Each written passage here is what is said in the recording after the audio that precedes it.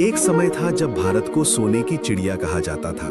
मसाले, रेशम, सूती कपड़े और अपार धन संपदा ने पूरे यूरोप को भारत की ओर देखने पर मजबूर कर दिया था। इसी लालच के साथ 1600 में इंग्लैंड में ईस्ट इंडिया कंपनी की स्थापना हुई।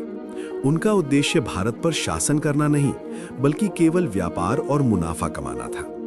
1608 में कैप्टन विलियम हॉकिंस मुगल सम्राट जहांगीर के दरबार तक पहुंचा।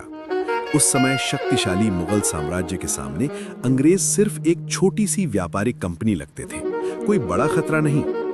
धीरे धीरे अंग्रेजों ने सूरत, मद्रास, बॉम्बे और कलकत्ता जैसे शहरों में अपनी फैक्ट्रियां बनानी शुरू की। नाम के लिए ये फैक्ट्रियां थीं, लेकिन असल में ये मजबूत किले थे, जहां उनकी अपनी सेना और अपने नियम चलते थे।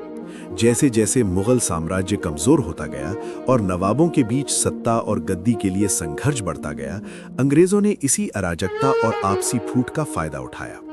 1757 की प्लासी की लड़ाई ने इतिहास को पूरी तरह मोड़ दिया, जब मीर जाफर की गद्दारी के कारण नवाब सिराज उद दौला हार गए और अंग्रेज व्यापारी से शासक बन गए। 1765 में बंगाल की दीवानी मिलने के बाद कर, धन और सत्ता अंग्रेजों के हाथ में आ गई। इसके बाद अगले 100 वर्षों में युद्धों, संधियों और षड्यंत्रों के जरिए एक व्यापारिक कंपनी ने धीरे धीरे पूरे भारत पर कब्जा कर लिया। सच ये है कि अंग्रेज इतने शक्तिशाली नहीं थे, भारत ज्यादा बटा हुआ था और इसी आपसी विभाजन ने एक कंपनी को पूरे देश का शासक बना दिया।